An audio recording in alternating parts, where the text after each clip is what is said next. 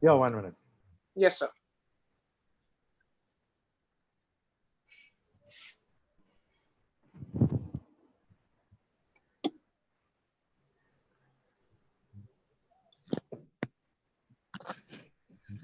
Yeah, I am sharing the screen. 1 minute. Please bear with me. Sure, sir.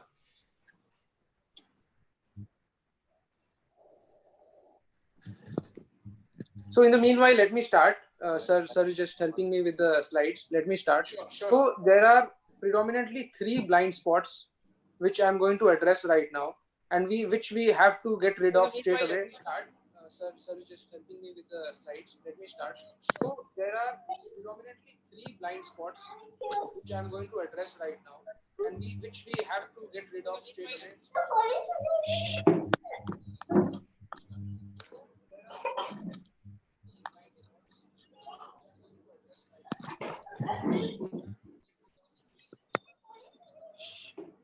Sir, voice is going down. No. Yeah. There is. There has started Yeah. broadcasting. Right. One Yeah, second. yeah. There is it. There is it.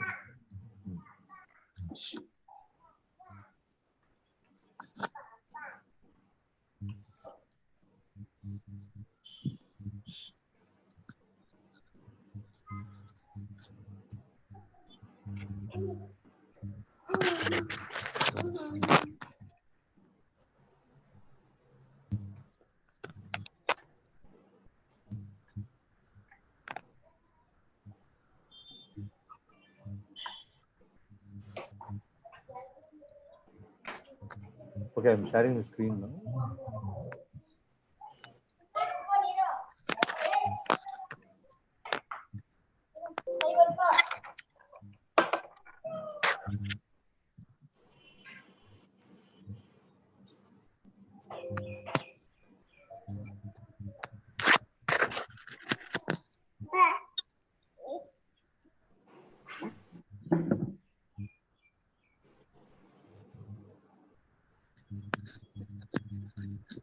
Yeah.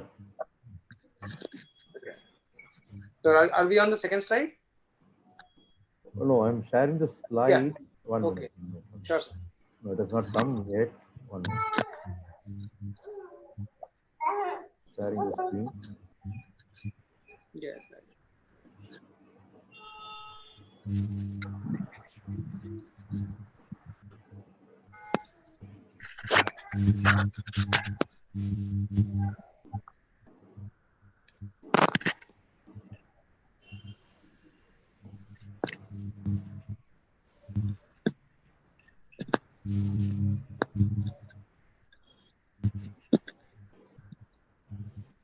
So whether it is being shared, just have to tell me.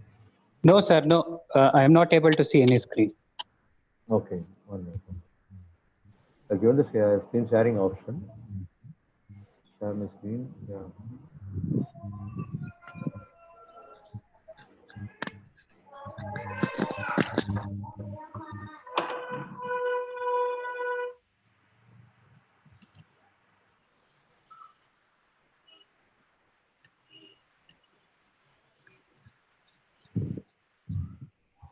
Okay.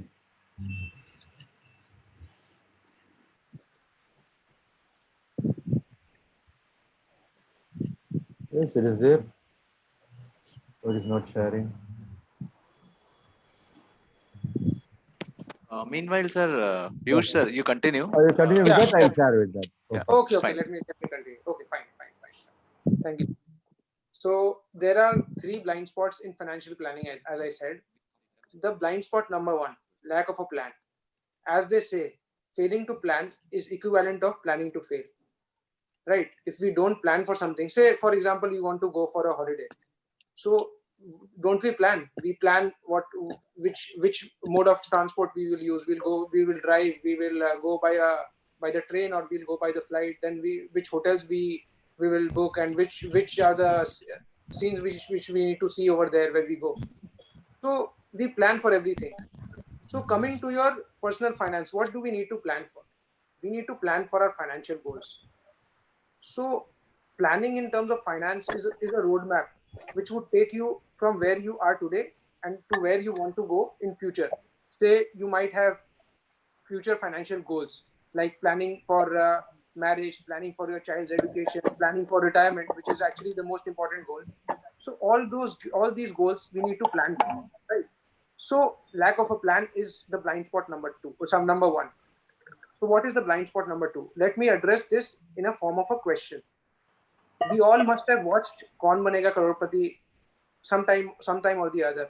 The game show hosted by Amitabh Bachchan with prize money of say 1 crore. So there are similar game shows like Who Wants to Be a Millionaire, then other game shows which goes around the world where money is involved.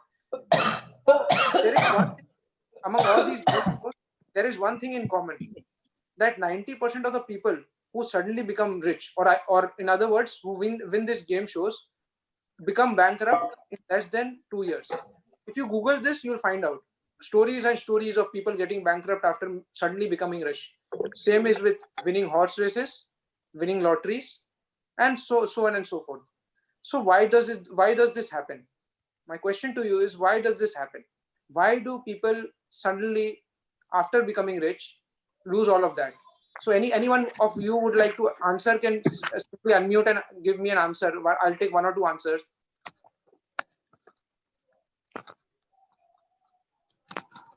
Maybe they have not planned their money.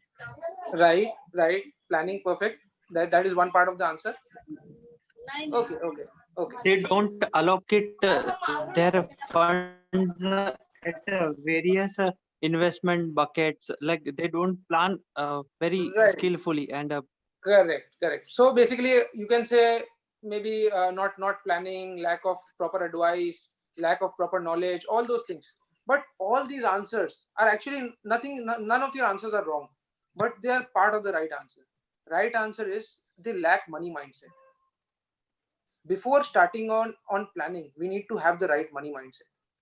So suppose, for example, we have to be very positive. We have to feel very positive about money and never disregard money in any sense. So if we want, suppose, 5 crores when we retire, so that visibility should be there. We shouldn't think like that it's not possible in one lifetime to earn that much or to save that much money. So make your money mindset a little broader. What if there's no problem in dreaming of earning, maybe making 5 crores till the time you retire? We can plan for that, but at least that mindset has to be there. This is the blind spot number two, lack of money mindset. So the blind spot number three is, there are two enemies of income which we have to understand before we venture into financial planning. Enemy number one, tax. Don't you agree with me that some part of our income is eaten away by taxes?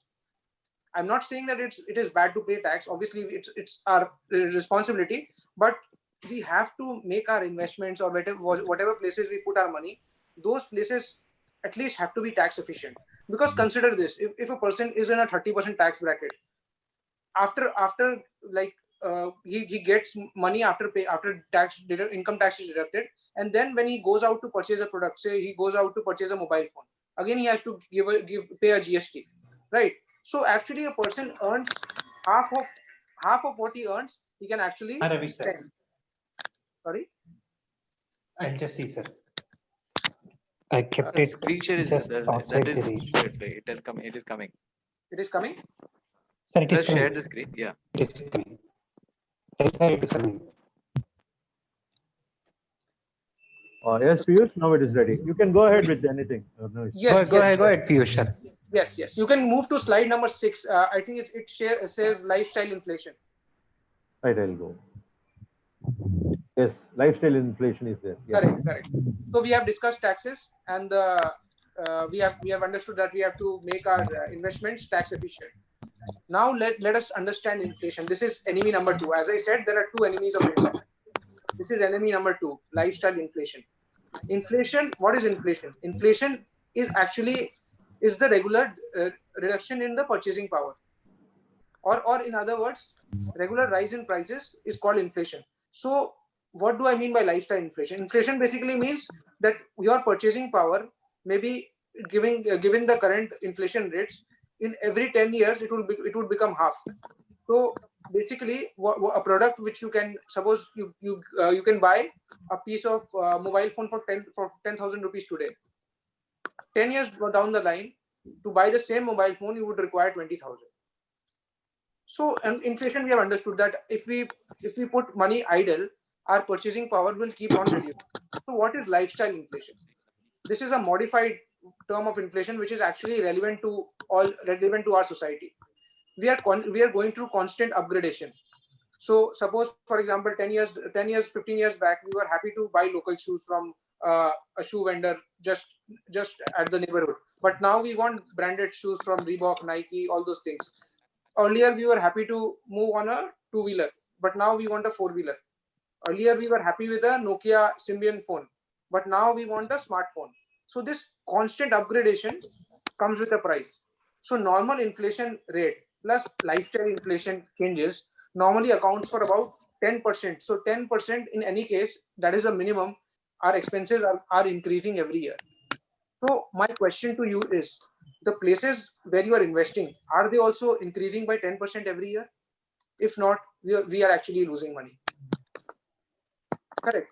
So these were the three important blind spots we need to understand before going into the personal finance topics and the financial planning topics.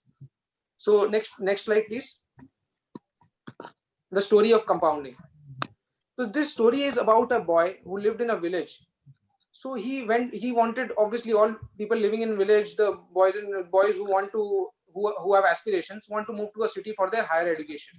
So this boy went to a money lender because he had lack of funds. He went to a money lender to borrow money for his higher education. He went to a money lender and asked him, can I have money for my higher education? The money lender said, definitely you can have the money, but my interest rate is 100% every 6 months. So that means if I lend you 100 rupees today, and you return the money in 6 months, you have to pay 200, and compounding will go from there. So if you return after say 1 year, you have to pay 400. So if you compare from 1 rupee, 1 rupee will keep on doubling after every 6 months, right? One rupee of loan, if you take, it will get doubled to 2 rupees after 6 months. After 1 year, it will be 4 rupees. After one and a half years, it will be 8 rupees. Then after 2 years, it will be 16 rupees, like that. So the boy was smart. He was intelligent. He said, this way it will be totally destroying my personal finance. So he said, I have some money. Can you lend? Can you, at the rate at which you lend, can you borrow at the same rate? That means I will. The boy said, I will lend you the money. Can you give me the same interest rate? The money lender smiled and said yes, because money lender thought what this boy can afford. So boy simply flipped a 1 rupee coin from his pocket and gave that to money lender. So and went for his higher education. He managed the fund somehow and went for higher education. After 14 long years, he returned to the village and somehow accidentally met that money lender again. Can you just guess, any wild guess what that 1 rupee has turned after 14 years? So it has doubled 28 times, right? Every 6 months it's doubling. So 14 years, that means it's doubled 28 times. So can you guess the value of that 1 rupee after 14 years? Any guesses? No, most of them as we have kept in mute. Okay, no problem. 26 crore. Correct, absolutely. It is, and you deserve actually a big round of applause. It is actually 26.84 crores. So that is the value of compound. So now we have to understand, we are paying compound interest. Your money will grow from 100 at 10% rate of interest. Your money will grow from 100 to 150, 100 to 150. But you invest that 100 rupees in compound interest, the money will grow from 100 to 161. If you see, difference is only 11 rupees, not much, right? But see for a second, if you invest for 20 years. For simple interest, if you consider, your money will grow from 100 to 300 rupees. That means your money is tripling in 20 years. But if you compare compound interest, that is what the rate at which we earn interest on our investments, then your money will grow from 100 to 700. That means 7 times.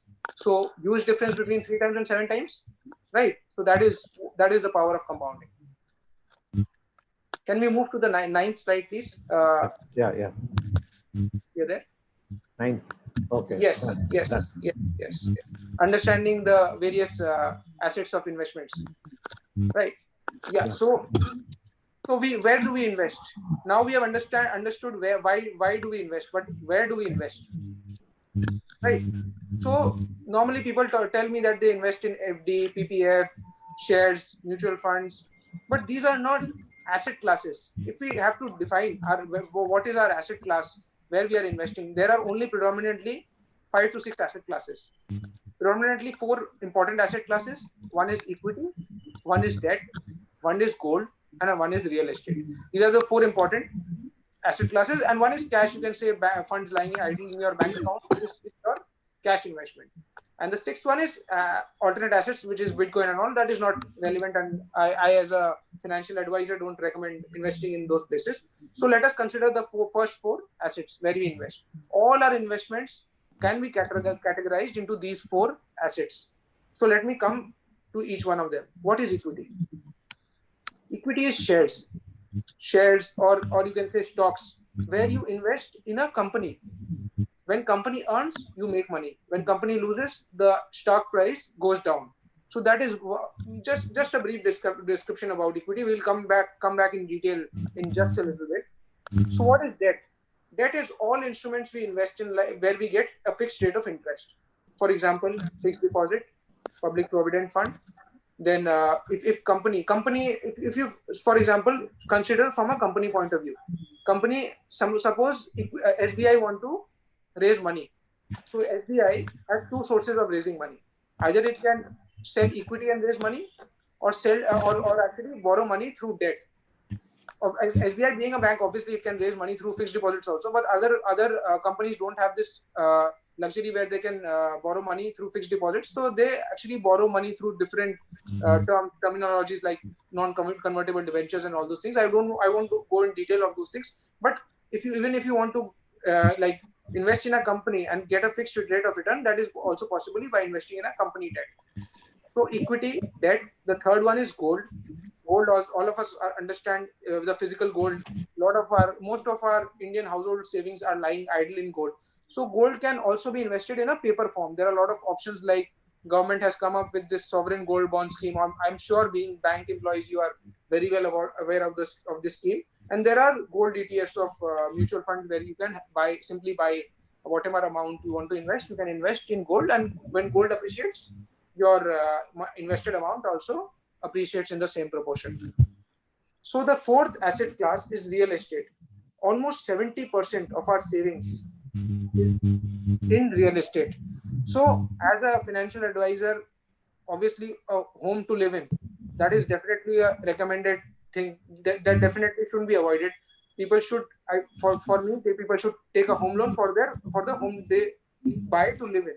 But second house, Your voice is not audible. Much disturbance is there. Some disturbance is there. Yes. Can others can mute their listen, because I am not able to do. Mute some of the devices. I'm not able to mute. So those who are having those devices can do. Mr. Selva Karasu, I think it is not. I'm not able to mute it. I think it's a lot better now. Yeah. You can continue, boss. Yes. So real estate. So what I was saying is, first home is fine where you stay in, but second house just for investment doesn't make a lot of sense unless you have built a huge wealth. Because it actually, if you see, gold, debt, and equity are all liquid investments. You can buy and sell at any time. There is no problem. Even if you want to, even if you take a fixed deposit, you can withdraw the money and by just paying a little penalty. But real estate, it's a pain to sell. If you want to sell in a bad market, definitely you will have to sell it at a huge discount to the actual price, the value of the property. So which is good. Like home to stay in is fine because you'll never sell. But otherwise, if you are investing in a real estate, it blocks actually a lot of money, and when you have emergency, it's very difficult to sell. So these are the 4 asset classes which I want to talk about, and I'll come back in detail with those things. Can we move to the next slide? Personal finance pyramid. Yeah. So personal finance pyramid. If you want to take away one part in this entire webinar happening, it has to be this slide. If you understand this slide well, I think most of the things in financial planning you have taken it very well. So what is a financial pyramid? Let me explain this to you in a very simple sense. Consider a building you stay in. If the foundation of the building is weak, would you like to stay in that building? Never, because that building can collapse at any point of time. So in personal finance, what is the foundation? Foundation is built upon three things. Your life insurance, you have to get yourself adequately insured in terms of getting the right term insurance. I recommend only term insurance in the insurance for getting the right insurance. You have to get your health insurance done. If your bank is helping you with that, helping you get the term insurance and health insurance, that is good enough. But consider having a adequate term insurance and health insurance based on your needs and lifestyle. And the third important thing, which normally people understand term insurance and health insurance now, but the third important thing which actually gets missed is building an emergency fund. Very important. So in this unprecedented time, we have understood the importance of building this emergency fund. Say, suppose a person in this unprecedented time, obviously government jobs are fairly safe, but people having a private job, they have a huge risk of losing their job. So having an emergency fund equivalent to 3 to 6 months of their salary, take home monthly salary, 3 to 6 times of that is 3 times minimum and 6 times on a higher side, depending on case to case and need to need basis. So these three things we need to take care of building our foundation. So and once we have our foundation, a solid foundation we have built, we need to have a saving plan. We need to plan for our retirement and all other financial goals like child's education, marriage, buying a house, buying a car. So all those financial plans, I won't recommend to you to have maybe 10, 12 financial goals. Initially start with only 3, 4 financial goals. One goal is constant among all of us is retirement. We all want to retire sometime and maybe if possible retire early so that we can follow our passion. And maybe if you want to take up, because we are all PWDs here, so if you want to take up social entrepreneurship, I believe it is a passion for me. I want to maybe currently I'm 29, maybe by 45, 50, if I have enough purpose, I would like to retire happily and go on to do social entrepreneurship. So it might be a passion for a lot of people here, because I think society needs a lot of money and time from people like us who have actually taken this up as a challenge and are doing well in our lives. So this is another thing. And the third thing, once your savings are done, you can move to wealth creation, which I actually gave this here in my earlier explanation of financial independence and retiring early. This should be the ultimate goal of every individual in terms of personal finance, that I want to be financially independent as soon as possible. Even if I want to continue the job after that is not a problem, but at least I'm financially independent. I can follow my passion and I don't have to worry about anything. And once we are financially independent, that is the time we think of protection.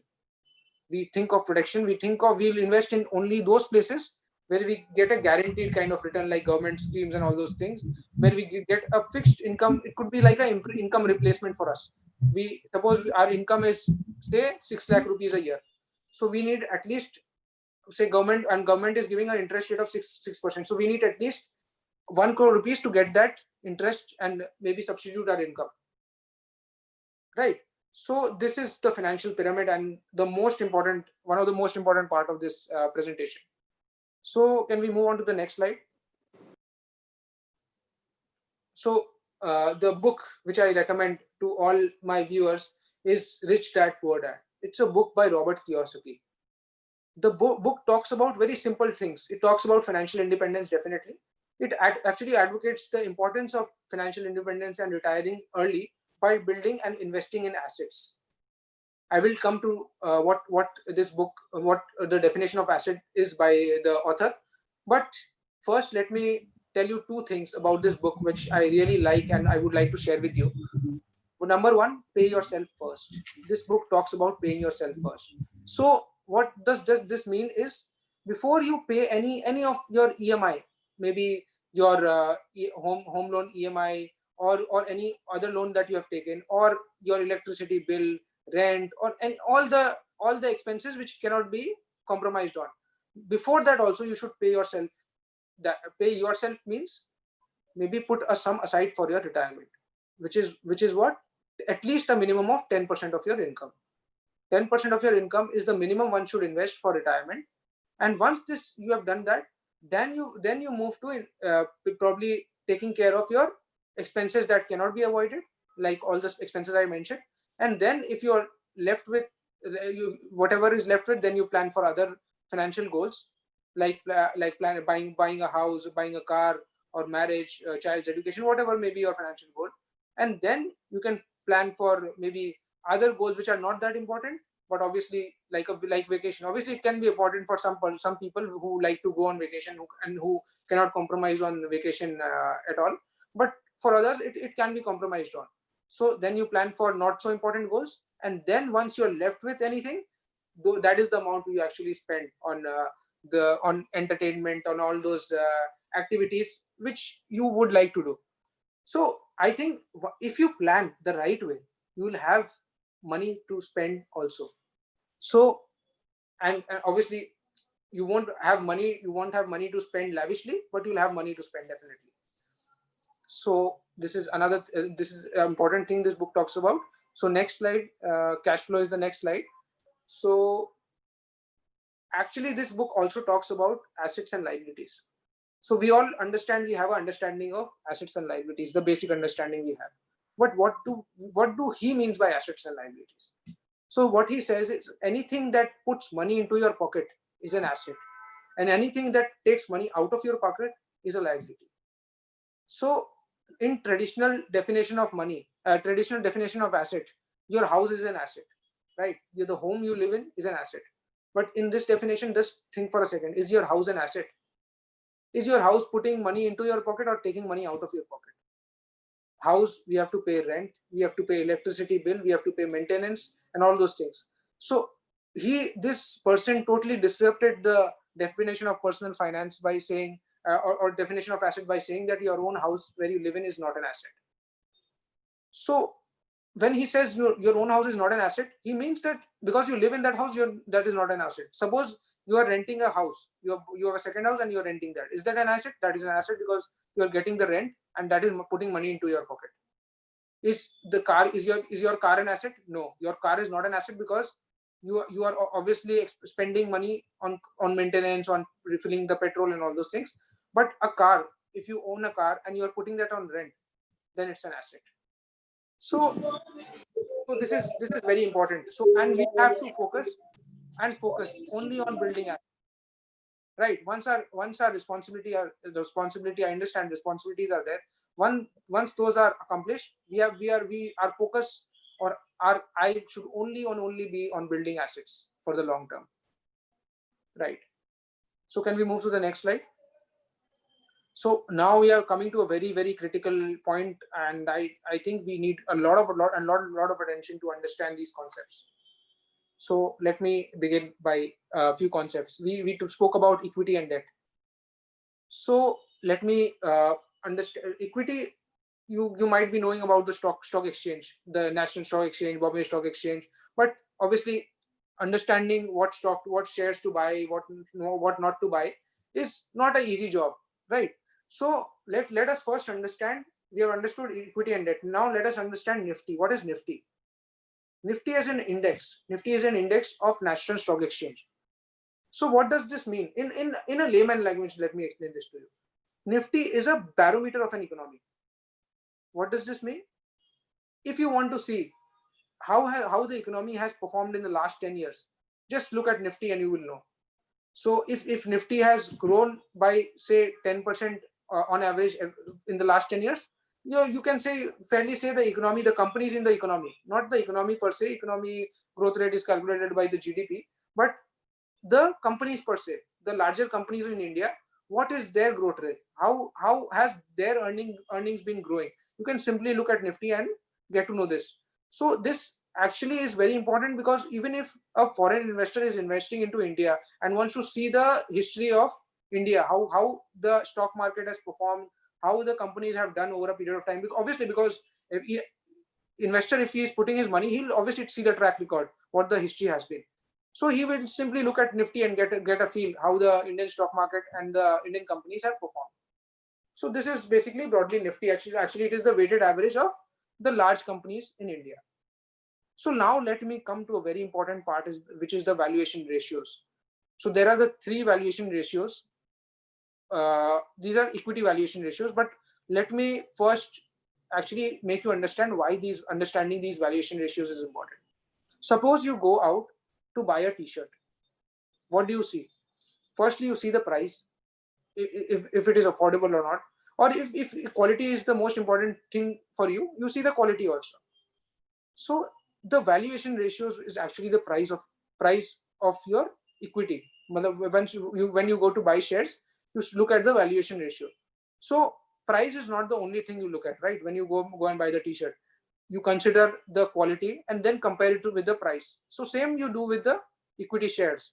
You have to compare the price and the quality what you're getting.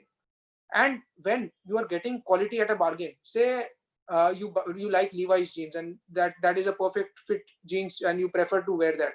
So is that you can like, would you not like a discount on that? Obviously you would. So same there are in such times like COVID, when the sentiment is down, when people are struggling, you get quality at discount. Like Levi's, you getting a discount at a 40% discount, you will run to buy those jeans. Similarly, in when you get a huge discount in equity, you should not hesitate and actually consider equity as a major portion of your overall investment portfolio. So how do we know that whether the market is cheap or expensive? But in terms of this Levi's jeans, we can simply look at the discount rate. But in terms of equity, we have to look at the valuation ratios. There are the three valuation ratios which I want to discuss one by one. First is the PE ratio. What is PE ratio? PE ratio is price to earnings. Let me explain this to you in a very, very layman language. Suppose there is a hotel. The price of the hotel is 100 crores. Okay. And the hotel earns 10 crores every year. Say they earn through various sources like room accommodations, then marriage banquets they have revenue from there. Suppose they earn 10 crores in a year. So what is the PE ratio? The price is 100. As I said, 100 crores is the price of the hotel and the earning is 10 crores. So 100 by 10, 100 divided by 10 is 10, right? 10 times, it is denoted at times. So 10 times is the PE ratio.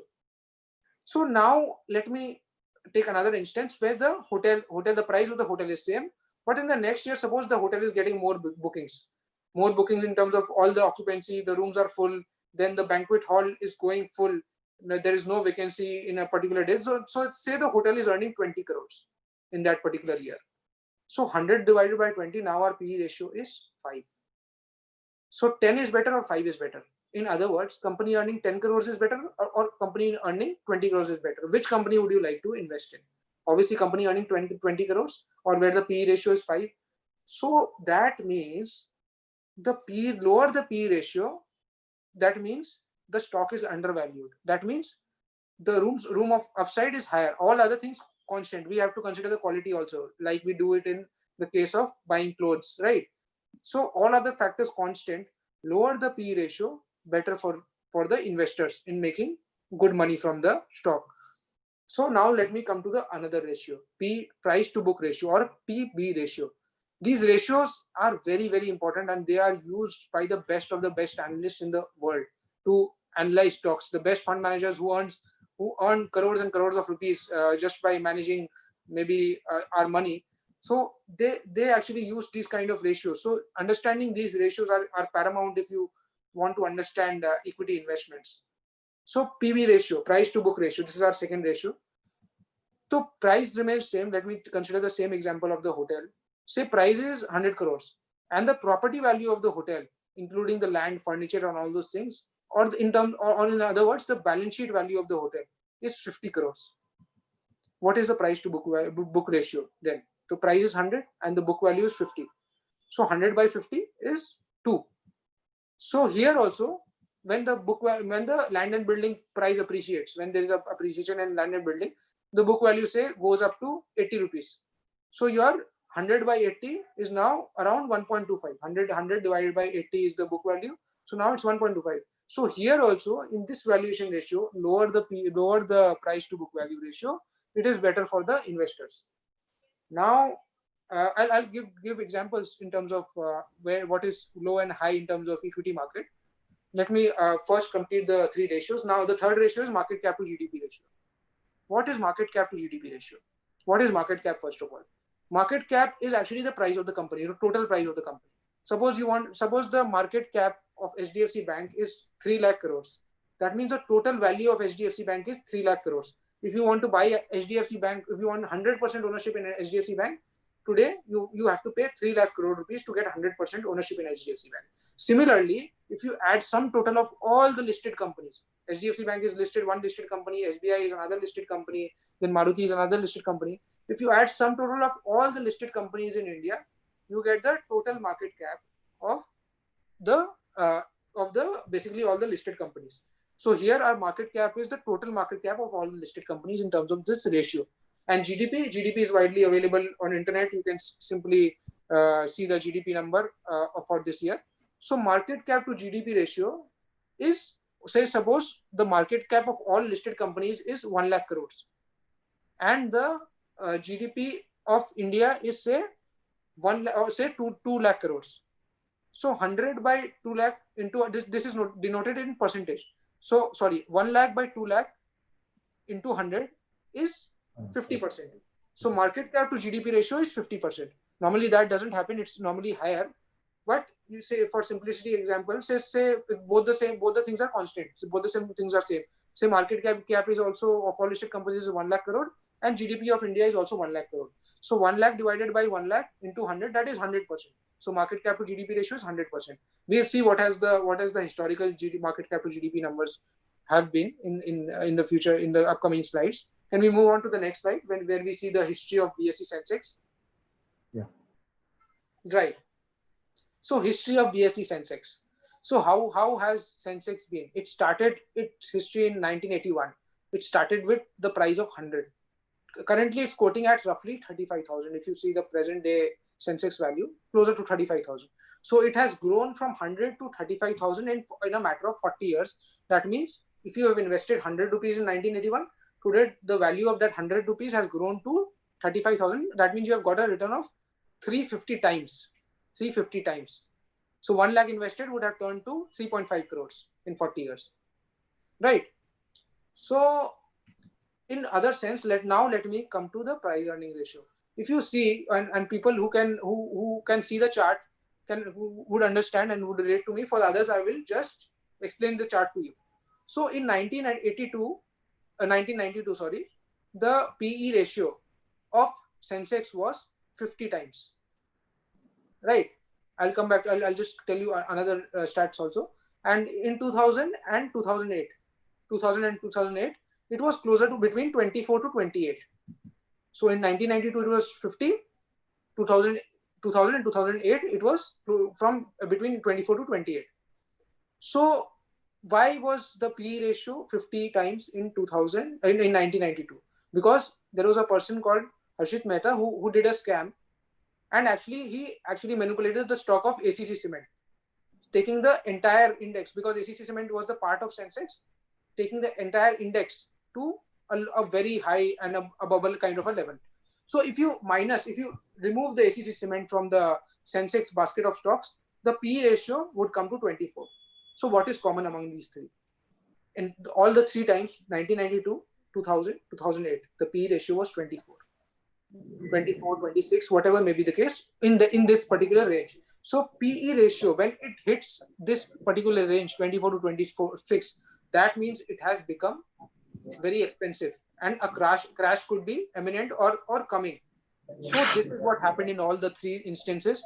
The market collapsed from anywhere between 45% to 70% in these three times.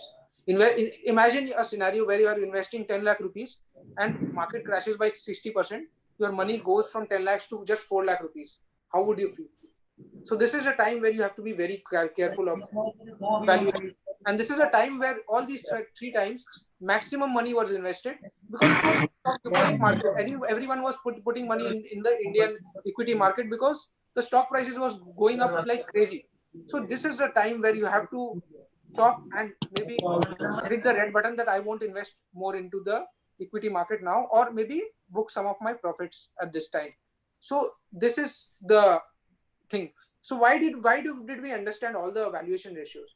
Warren Buffett, one of the greatest of the greats in terms of investment, says people understand price of everything but the value of nothing. What does he mean by that? Price of everything? You can simply look at HDFC Bank stock price in the money control app. You will see the stock price is close to 1070 or something like that. That is the price. Everyone can simply see that price, and everyone knows that. If you ask even a street vendor who tracks the stock market, he can tell you the price without having any knowledge.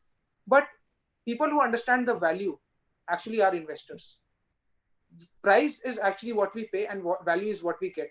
So price what we pay, we should get at least a fair value in terms of, if we get a better value, better deal, definitely it's a win situation for us, but at least we should get a fair value. We shouldn't pay any price for the stocks to buy, right? So this is another thing.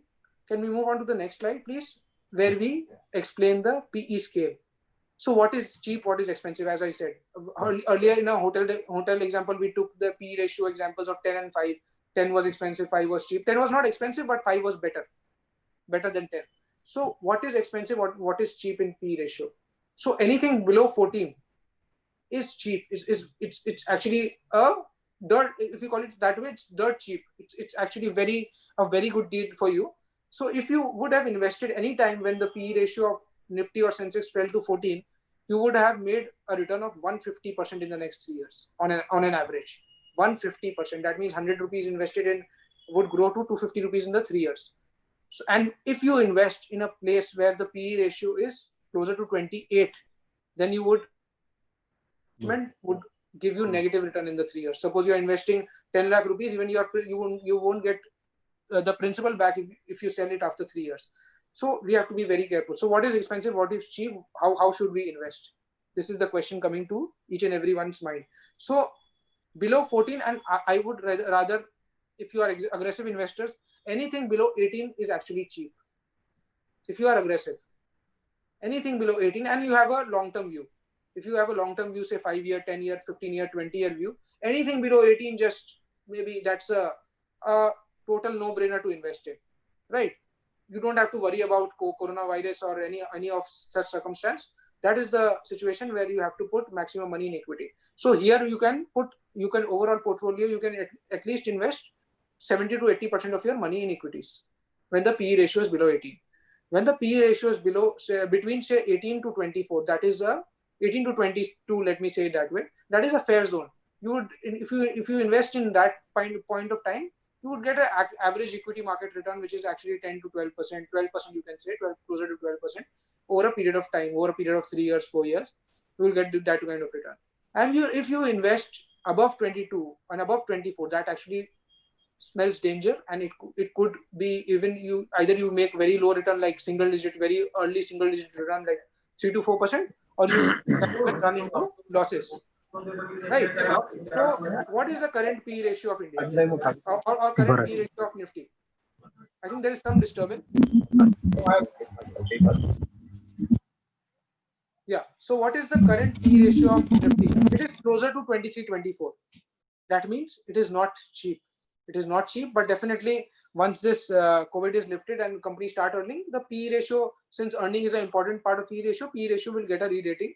But definitely it's not cheap. We cannot say that we can simply invest 70-80% at this point of time. But definitely stocks, if you see individual shares and individual mutual fund portfolios, there mutual fund portfolios also you can see the PE ratio. There you will see PE ratio very attractive, maybe 18, 20. That is a good range to enter, and not a point. I wouldn't say this is a very that point where we can invest a lot of money in equity. But at this point, we can invest maybe 30 to 40% in equity at maximum if you are aggressive 40%, and if you are very conservative 20%. Right. So next slide, please. So market cap to GDP ratio. I was talking about this ratio also. So let us see how this ratio has fared over a period of time. So in December 2007, the market cap to GDP ratio was 134%. Right. 134% was the market cap to GDP ratio. Anything, this is also a ratio coined by Warren Buffett. He says anything above 90 is starts to get actually expensive, and anything below that you can consider for investment. So that way, in 134% looks very expensive. So what happened in December 2007? If you would have invested, say, a particular sum of money for 3 years, your money would have given you negative return. Your investment would have given you negative return in terms of equity investment. But in 2008, March 2008, there was a crash in the equity market. The market cap to GDP ratio fell from 134% to 61% because market fell. The stock prices fell, the market cap of all listed companies fell. So the market cap to GDP ratio came to 61%. So now 61% is expensive or cheap. 90, even below 90 looks attractive. That means 61 is a very good deal. So market from there gave you a return of 22% on average for the next 3 years. So is that a good deal? Yes, that is actually a very good return. Anything above 20% is a very, very good return. And that means you are actually almost doubling your money in 3 years, almost doubling your money. Because this is not simple interest, this is compound interest. So now, so what is the current market cap to GDP ratio? If you see the current scenario, it is closer to 68 to 69%. Right? So is that cheap or expensive? That is cheap. The PE ratio looks expensive, and the market cap to GDP ratio looks cheap. So that is why it's a state of confusion. So that is why I say that you can invest, if you're an aggressive investor, you can invest even 40% at this time in equity, because by this ratio, market looks cheap, and by P ratio, market looks expensive. But when the P ratio corrects, or in other words, when the market corrects by 15-20% from current levels, then you can simply invest about 72. You can take your investment and take it up to 70-80% of investment into equities or equity mutual funds. Right. Can we move to the next slide, please?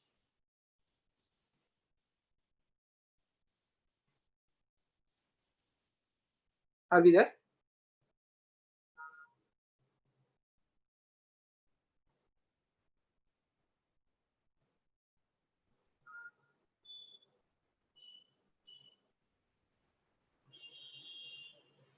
Ravi sir, are we there on the next slide?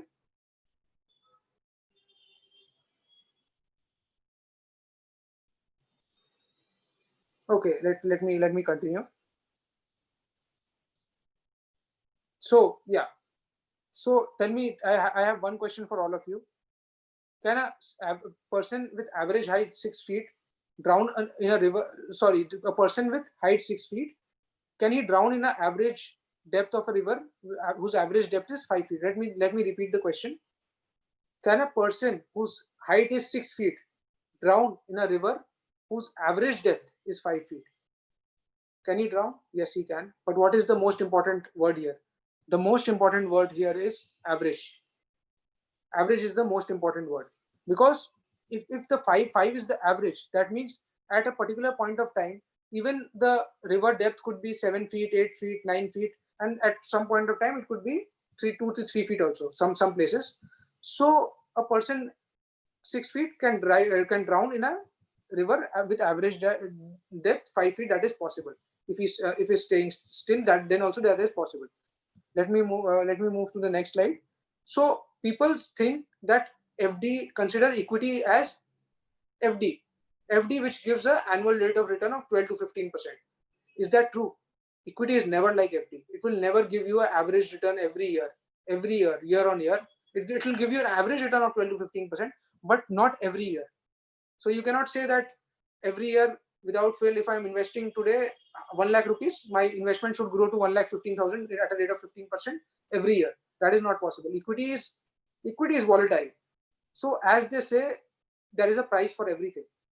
So for equity investment, you have to pay a price. What is the price? Living with volatility. You will get that return of 12 to 15%, but you will have to live with that volatility. You'll have to, because 1 year the market will go up by 25%, the other year market will fall by 5%, then again another year market will go up by 30%. But over a period of time, say 15 years, 20 years, if you are remaining invested, you are definitely making good money in equities, but you have to give it time. So one common mistake people make is considering equity as FD. Equity is never like FD, and you should never consider equity as a FD investment, and at least have a minimum of 5 years horizon, or if not more, for equity investment. So if a person, say, even if a person looks and listens to me and says, I'm coming to invest for 5 years, then also maybe if the first 3 years are very good, in the first 3 years, if he's getting 15% kind of a return on average every year, but if the fourth and fifth year is bad, market has the potential, equity market has the potential to take all of your gains in the last 3-4 years in just a matter of 3 months. All the money that you have earned in the last 3 years, it can take that out in just a matter of 3 months. That is what happened in the time of coronavirus. So what happened was, first, if you have listened to me and invested this way, in 5 years you would have got, I've taken a scenario where in the 5 years you would have got a return of just 5%, which is even not very good. There are places where you can get a PPF, you can invest and get a minimum return of 7.1% every year, that is guaranteed by the government. But and if you would have withdrawn at that time, that 5 years my return had been only 5%, now I need to withdraw. But next 5 years would had been very good in the equity market. And if you had stayed the course for 5 plus 5, that means a total of 10 years, you would have not only made in the remaining portion, not only made 15% average return, but also also compensation would have done for the earlier lost ground or earlier where you faced less return. That would also be covered, and you on 10 years, if you look, you would get an average return of 15%. So for me, if you ask me personally, I would say, if you want 100% investment in equity for a financial goal, give it at least 10 years. Otherwise, you need to do asset allocation and risk profiling, and due diligence needs to be followed before recommending you any investment options. Right. Now, let me come to mutual funds. Is mutual fund an asset? Mutual fund per se is not an asset. I wouldn't say that it's not an asset. It's not an asset class. It's a vehicle. If it's a vehicle which can help you invest in a particular asset class. Say you are actually standing at a bus terminal. You want to go to, say, from Pune, you want to go to Mumbai. You would take a bus to Mumbai, and if you want from Pune, if you want to go to Aurangabad, you will take a bus to Aurangabad, right? So mutual fund is that bus terminal. Wherever you want to invest, if you want to invest in equity, if you want to invest in debt, or if you want to invest in gold, you can do all of that in mutual funds, or you can have a portfolio which invests in all the 3 asset classes on any of the 2 asset class. All the combination is possible. So this is another thing. Mutual fund is not an asset class. It's just a vehicle which helps you invest in different asset classes. So what are the advantages of investing in mutual funds? Mutual funds are professionally managed. They are low cost. You can invest systematically like SIPs. Lot of time I hear people saying, I have an SIP, but I don't have a mutual fund investment. I would tell you that SIP is just a way of investing in mutual funds. If you are doing an SIP, you are investing in mutual funds. Simple as that. Right. So SIP is the way of investing in mutual funds. So you can invest in systematic way every month in mutual funds. And there are a lot of other advantages like low cost and professionally managed, as I said. And you don't have to obviously regularly track your investments like on a monthly basis. Even if you track it on a 6-month basis initially, that is more than enough. So this is another. And what are the types of mutual funds now? So there are 3 types of mutual funds, if you can classify broadly: equity, debt, and gold. So in equity, there are different kinds of mutual funds, where funds which invest only in large companies like HDFC Bank, SBI, Maruti. These are large companies of India. The funds which invest in these companies are called large cap funds. Funds which invest in mid-sized companies are called mid-cap funds. The mid-cap companies are not as large as large cap, but they are not very small also that they cannot sustain or something like that. They are mid-sized companies which have a better growth rate than the large cap companies. And the third is small cap companies. Small cap companies are the smaller companies which has tremendous growth potential, but a huge risk attached to it. Because if unprecedented times come like this current COVID time, they can even, because they are very small, they can even run out of business, go out of business. That means you can incur a huge loss in terms of your equity investment. But this is the time and place where you need professional fund management, the small cap fund especially. because these fund managers would invest in professionally managed companies where obviously the risk of shutting down is minimal, right? So these are the types of funds. Okay, so now let me come to the last part of my presentation. So Warren Buffett once said he started investing at the age of 11, right? And he said he was still late. Can you imagine? At the age of 11, he started investing, and he said late. So people ask me, what is the right time to start investing and planning for our financial goals? The right time is today, what I feel. Because earlier you start planning, you can actually benefit and take advantage of power of compounding, and you can actually invest small amounts for your large, huge, long-term financial goals that you can do. So now people ask me, what should be my identical investment portfolio in the current coronavirus time? So I say a minimum, because it's an uncertain time, a minimum of 15% you can invest in gold funds at this time, because gold during uncertainty, it's an asset of uncertainty. Gold during uncertainty doesn't lose ground, and it actually appreciates. So till the time COVID is there, gold is should not go down. It will stay strong. So this is the place where you can invest, and it actually will reduce your risk in the overall portfolio. 15% gold, maybe 10% in the global funds, global equity funds, global equity mutual funds, which don't invest in India, but invest in other countries like US, Europe, Japan, all those countries, all the best companies in those countries.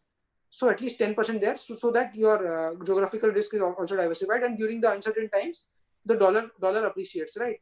Indian rupee depreciates, dollar appreciates. So you are actually taking, when you're investing in global funds, in global companies, you are actually investing in dollars. Company would appreciate, then also you would gain, and dollar appreciate, also you can take advantage of that also. And maybe another 25, anywhere between 25 to 40% based on your risk appetite, maybe 20 to 40% in the Indian equity market. So that is about, say, you invest 40%. So that is about, earlier we invested 15% gold, 10% in global fund, 40% in Indian equities, Indian equity market, a mix of large cap, mid cap, small cap, or you can take a multi-cap fund which invests in all types of companies, large, mid, and small. That takes away about 60. That takes care of 65% of the portfolio, and remaining 35% of the portfolio you can park in debt or in cash in your bank account, or a liquid fund which gives you a nominal rate of return, or a FD with your bank, and maybe wait for a correction in Indian equity market to invest more. This is, I'm talking about your long-term investment portfolio with a minimum of 5 years horizon. So that is pretty much all from my side as of now. I would be happy to take up a few of the questions that you might have. Thank you so much. Stop sharing.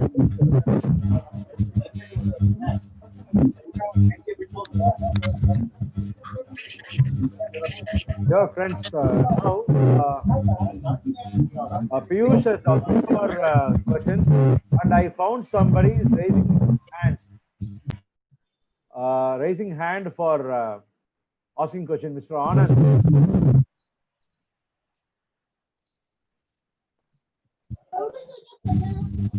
Hello. Yes, sir. Caesar, Yes, sir. Yes, sir. I can hear you, sir. I can hear you. can you mute your phone or something? It is playing something, I think. YouTube or something. No, sir. I assisted. It's not. No, some extra this is coming from your this one. Now it is clear. When I unmute you, some other sound is coming. Background noise is coming. Yeah. Anyone? Sridhar, you have to unmute yourself. I have muted you again. Is it fine now, sir? No, some other noise is coming. Because I think there is a huge wind today. Okay. Some noise is coming. Okay. Solid. You go with your questions.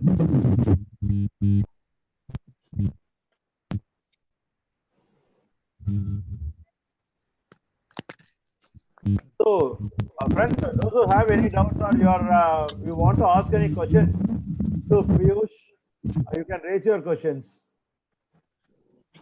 Yeah, I am unmuting you. Moto G5 Plus. I could not read out the name. Hi. Can you hear me? Yes, Anand. Your good name? Anand. Anand. Okay. Anand, okay. Just Yes, want to Anand, please go ahead. Go ahead with your question. Yeah. When invested in shares, maybe in equity of any class for that matter. So, Okay. do you have a fixed time wherein we should sell your shares, or you can keep it as it is till the time it is there? So as I said that it's your PE ratio is actually very important. If the company is earning, what is the need to sell it? If the company is continuously earning and earnings keep on improving, there is another ratio called PE to growth. If that ratio is positive, or if it is more than one, that is better. So what if you don't talk about that ratio also? If you simply understand in this simple sense, there is actually a person called Peter Lynn who says the stock price are actually slave of earnings. Till the time companies earnings do well, till the times earnings are strong and continuously improving, there is no point of selling the stock. When you see either any of the two things happen, either the company earnings are going down and going down drastically, you can obviously give it a quarter or two or a year to maybe see whether the earnings are improving or not. If it's not, and the P ratio and if the company's earnings is going down, that is the time when you can consider selling the stock. Or in another sense, if you see if the stock price or the P ratio is getting out of hand and getting very expensive.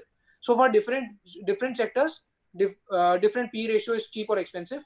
So once for a sector, say for FMCG, looks actually very good. People are buying, the company's earnings are also good. Let me take this example of FMCG, where earnings are doing very well. Company like HUL, Hindustan Unilever, but the stock price have actually run ahead of times. That means the stock prices have become very expensive. The PE ratio, normally the PE ratio is anywhere hovering around 40 to 50. Now it's above 70. So that means that is the time maybe you can consider to exit the stock and look for better opportunities. If you want to invest in FMCG, maybe better opportunities where you get a good earning growth rate also in the company, as well as you get a better PE ratio. That will actually, because higher PE ratio, if you invest in stocks with higher PE ratio, you must be knowing that in 2000 there was a dot-com bubble where the stock prices crashed. The company's earnings was doing very well, but no, like at a point of time, you cannot pay. Suppose you like, as I said, if you like Levi's jeans, you cannot pay any price for Levi's jeans. If I tell you I will charge 20,000 rupees for a pair of jeans, would you buy that? You won't. You can buy it for 3,000, 4,000, 5,000, but you cannot pay for 20,000 for that, right? So there is a price for everything, right? And if it becomes expensive, you can sell, or if your company is not doing well, you can sell, or any of those things. Price and quantity, these are the two things. Thank you. Right.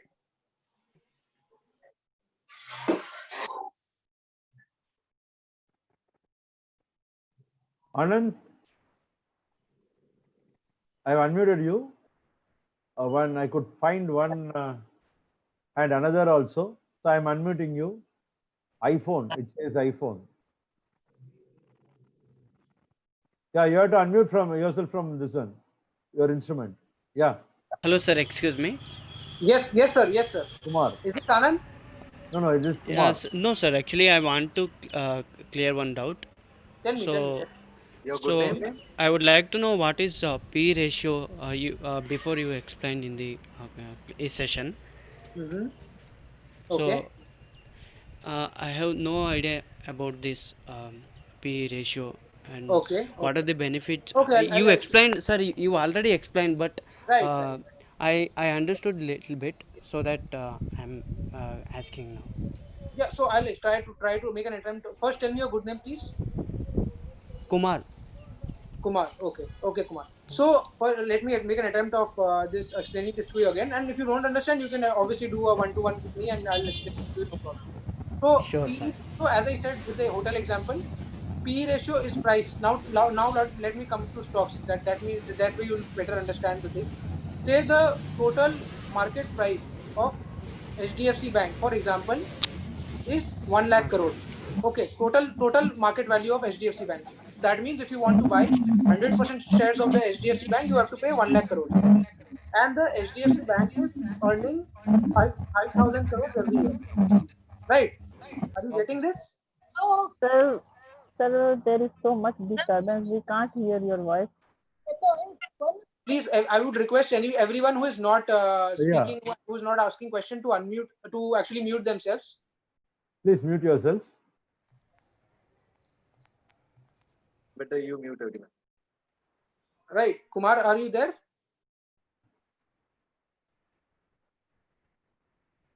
Piyush, please unmute yourself.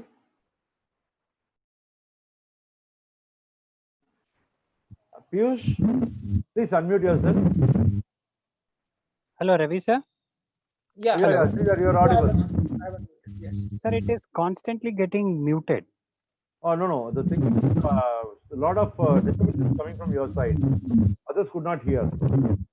So Okay. Even now. So I was saying the price of the total market capitalization or the price of HDFC Bank is 1 lakh crore, and every HDFC Bank is earning 5,000 crores. So the total market cap divided by the total earnings in 1 year, this is 1 year earning, will give you the PE ratios. So that means 1 lakh crore divided by 5,000 crores is 20. So 20 is your PE ratio. So all other things quite constant. If the company is earning well, company's earnings is improving, and if you see long-term P ratio has been 20, and if now the stock price, the P ratio can go down in two ways, right? If the price goes down, then it goes down, or earnings goes up, the denominator goes up. Like when earnings goes up, then also P ratio will come down, and price goes down, then also P ratio will come down. So any of these things happen. So suppose the earnings are improving, and you see the price reducing. That is the time to buy. So this is the relationship you should compare. This I forgot to mention. Compare the P ratio of good companies in one particular sector amongst themselves. For example, I'll give you an example. Compare the P ratio of good companies like Bajaj Auto and Hero MotoCorp in the two-wheeler sector.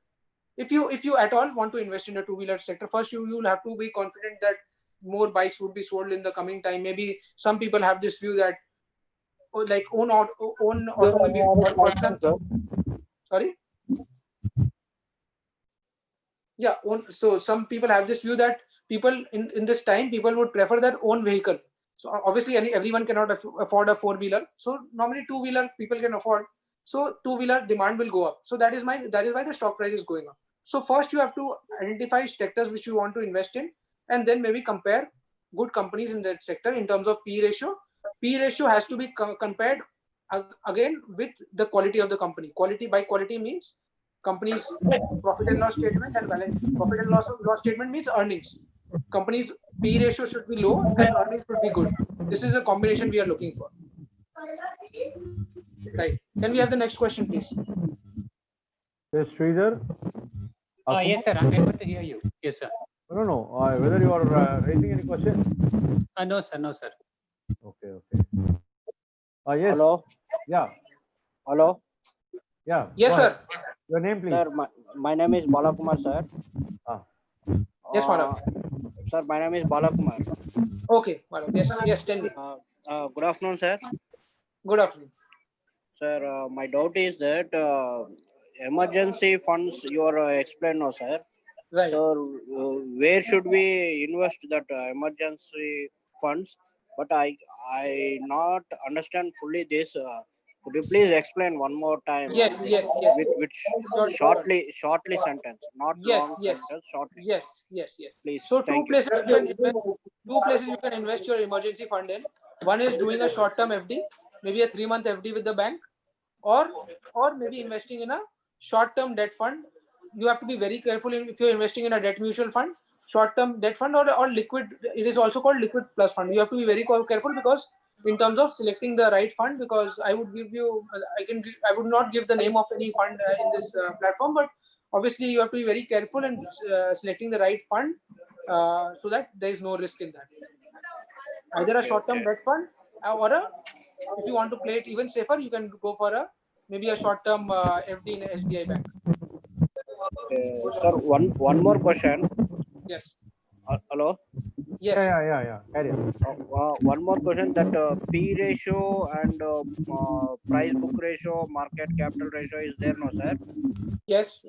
In that any duration period is there, and anytime we can invest. Are they permit to take any duration is not compulsory. Right. So ratio is not anything regarding any duration. It's computed with all these actually are the price, especially the P ratio and PB ratio are actually depending on the price. Price, that means the total value of the company, and the earnings. So earnings are taken for a 12 month period, 12-month trailing period, trailing 12-month period. That means last 12-month earning are considered. So current P ratio, what you get is the current price of the company divided by the last 12 months earnings of the company. So that is how you calculate the P ratio. And similarly with the price to book value ratio, and market cap to GDP ratio is the market cap is the sum total of all listed companies as on date, as on today. Today the market goes up and down every day. But as on today, what is the market cap of all listed companies? Divided by the GDP which is released at the last time. So quarterly numbers are there, quarterly GDP comes up. So last 12 months GDP number is considered here also. So that is how it is computed. Thank you. Okay. Thank you so much, sir. Thank you. Thank you. Next, Bhagyesh. Raise your hands. Yeah. Yeah. Hi, Piyush sir. This is Bhagyesh from Bank of Baroda. Yes. Hi, Bhagyesh. Welcome. Tell me. I just wanted to know if I want to invest in mutual funds, is there any website so that we can check or trace out which fund we can buy, or how should we do? Should we do SIP, or is the one-time investment is better for that regarding mutual funds? Right. So addressing your first question, where can you see or track mutual fund returns or the research which you want to do? There is a website, you can note it down. I would spell it RUPEEVEST. RUPEEVEST, RupeeVest. Okay. .com. So this is one website where you can see and track the funds. And secondly, you asked one time or SIP. That totally depends on your financial goals and your risk appetite. So that can be taken up one-to-one. You can maybe share with the number with the organizers. You can take my contact and contact me if you want a one-to-one session with yourself in terms of what is the right suitability in terms of investments for you. Right. Can we have the next question, please? Yes. Anand.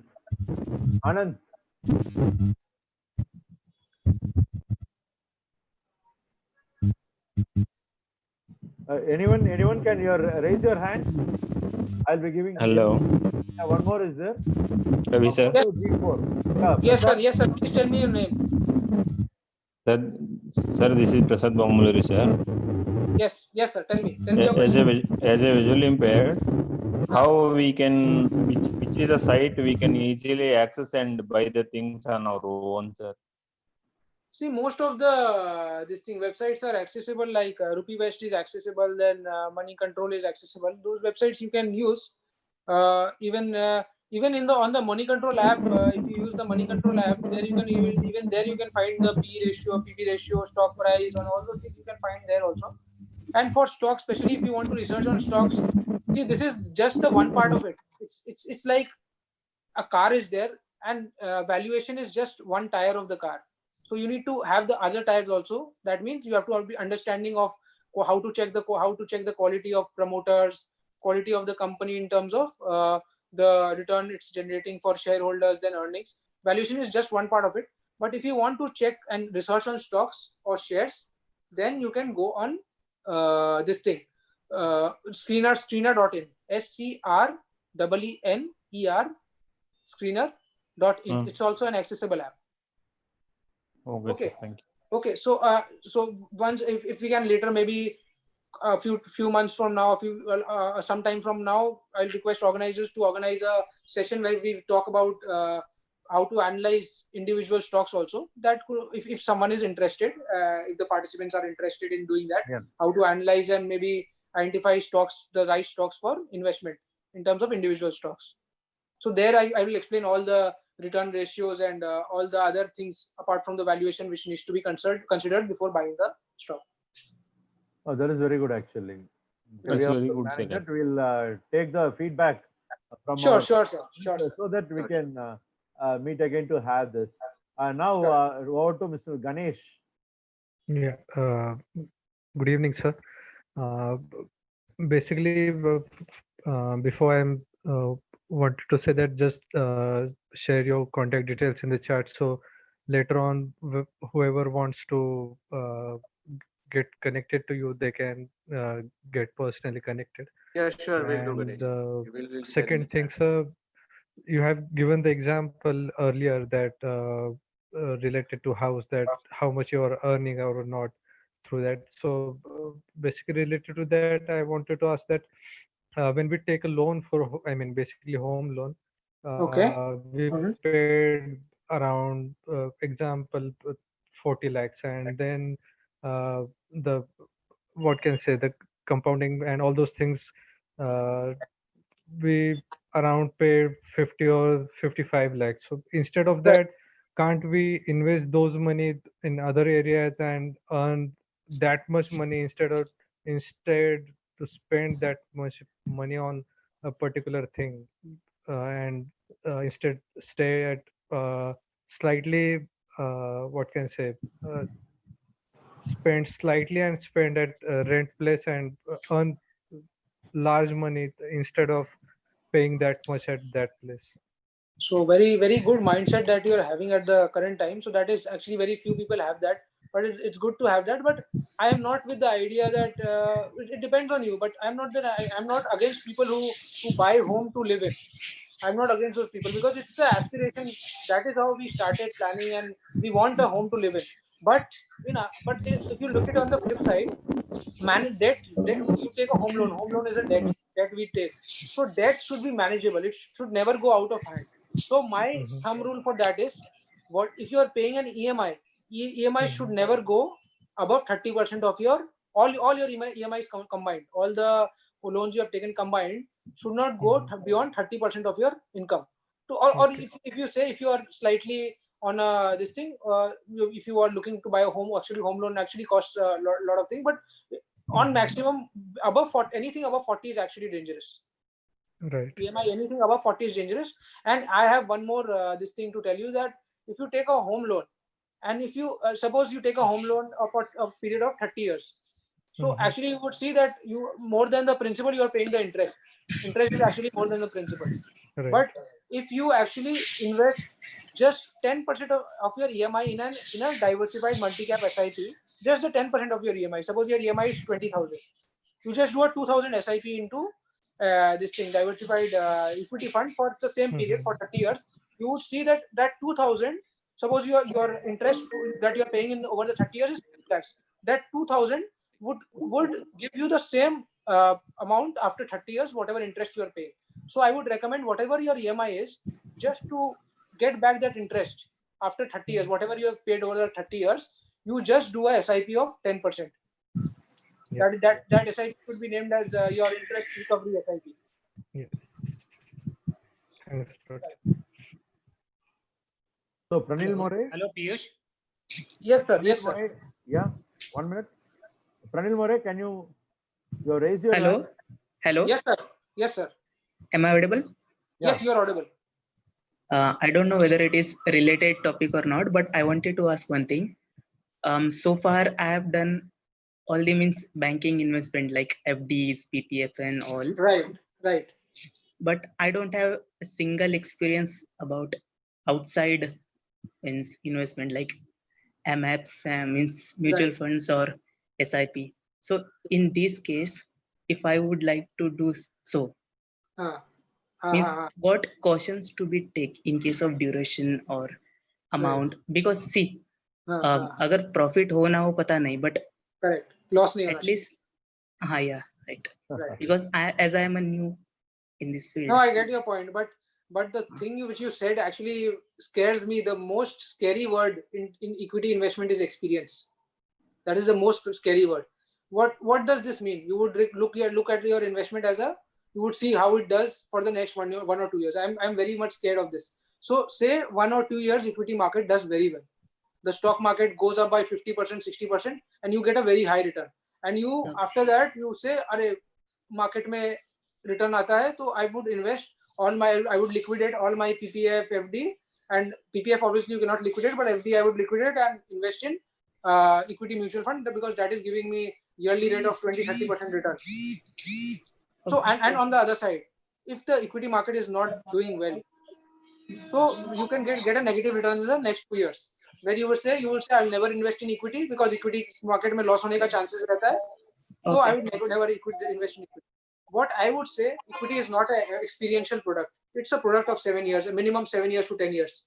So you have to give that time, and it has to be not I should invest or not. It should be definitely a part of your portfolio, depending on what is your risk appetite and how much volatility you can take, and your financial goals. Say you want to plan for your retirement. I would say, and your retirement is maybe 15-20 years down the line. You can go ahead and easily invest in any market today. If you start investing, you can simply invest at least 80% of your, obviously even 100% of your investment in equity, because as it is, you are doing your PPF and you have your retirement, this thing. Excuse me, sir. Excuse me. Right. Excuse me.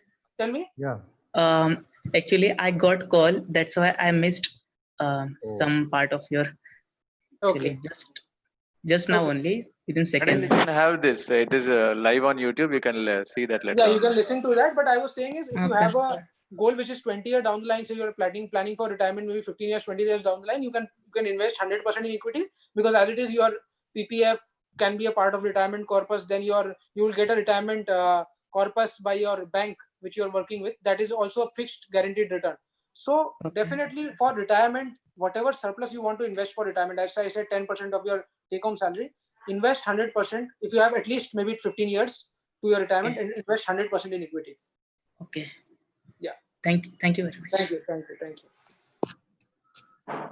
Piyush, I have one more question. Yes, sir. See, after this 2008-10, most of us who our salary has got the compulsory component of NPS deduction. Right. 10% of our gross, it goes there. Right. So, and that goes for almost for 30 years. Right. So, do you think after, like, over and above this, still do we need to do the investment, because this itself is a huge investment? Right. I understand. So firstly, what I would say is, you want to plan, you want to retire rich. That should be the mindset. Two things should be in your mind. One, you want to retire rich, and secondly, you want to retire early. Say the normal retirement age is 60 years. What if you want to retire at 50, and currently your age is 30? What if you want to retire at 45, 50? You need additional money for that, and you want to retire rich. You don't once you retire, you don't have to again worry about any job or something. So, or even if you're doing the job, at least you should have the wealth creation mindset. For that, I think at least, even if your NPS is deducted, put aside 10% for your future self. That is, pay yourself first, which I said. Put at least 10% additional for your future self. If not anything, that will help you to get financially independent earlier. Thank you. Okay. One more question interlinked. We get like we bankers, we get a debt at a lower rate, like personal loan. Yes. And like there is taking debt and investing is not a good habit, but taking a debt which is very less rate and investing, do you think is a good decision to do? I mean, no, I would not recommend that. But even if you getting at a lesser rate, your risk-free rate is obviously lower than that. So what if you take a loan today? You take a loan at maybe 6% interest, and what if you invest in a FD worth 5 even equal amount 6%? It doesn't make sense. And even if you invest in a equity, saying that equity will always give 10-12% return in the 10 years, but what will happen if the next 2 years equity falls by 40%? You would actually be very scared, and you would run away from equity, maybe close your equity investments and try to maybe cover the losses and repay your debt, most of that. So investing for me should never be taking debt. That's a complete no for me. Never take debt and invest. Good. Thank you, sir. Thank you. So anyone? One hand is there still. Anand. Hi, sir. Namaste. Namaste. Sir, am I audible to you? Yes, sir. You are very well. Yeah.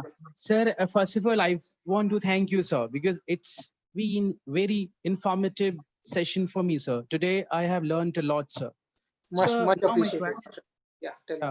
Sir, now my question is, sir, can you elaborate something more about real estate? Because I could not understand, sir. Okay. Just short. So very in a very short way, I will tell you. Real estate is basically a physical asset. They are coming up with real estate investment trust where you can buy it in a paper form, where it will be much easier to buy and sell. But currently, real estate is available in a physical state, so it's very difficult to buy and sell. So one property of real estate is it is a illiquid investment, and even if you are investing in real estate, maybe you can do that. Maybe if your interest is maybe getting a rental income, and if you're getting a good deal there, good rental yield there, then you can invest. But normally it doesn't fit into most of the plans of the people. So I would rather recommend real estate to you for only the home to live in, and not and otherwise for other investments you can initially start planning through equity, debt, and gold. Thank you. Thank you, sir. Thank you. Yes, thank you. Yeah, thank you, Piyush. Thank you. Thank you so much. And you are explaining with a lot of patience. So special thanks to that. Now, Sridhar and Kandu, Yes, sir. you can say a word about the program and thank the participants. Yes. Piyush sir, it was wonderful session. Thank you. Elaborated on what is the need of the financial planning and benefit of having the financial planning. It was wonderful session, and also after the session you interacted with our participants and addressed all their queries. On behalf of SBI Foundation, on behalf of all the participants, I extend special thanks. At the same time, thank you for Vinay sir for interpreting for other friends, explaining the concept what our Piyush sir has shared with all of us. Yes, Kandu sir. Yes, Piyush sir, thank you so much. And thanks on behalf of participants, on behalf of SBI Foundation, as Sridhar sir has already greeted you. And in future also, we would be taking your this thing, webinars on different Yes, topics. I'm always there and very motivated to see in this community, especially with the PWDs, I really love to work with. So definitely looking for future opportunities. Great. Thank you so much, sir. Thank you, friends.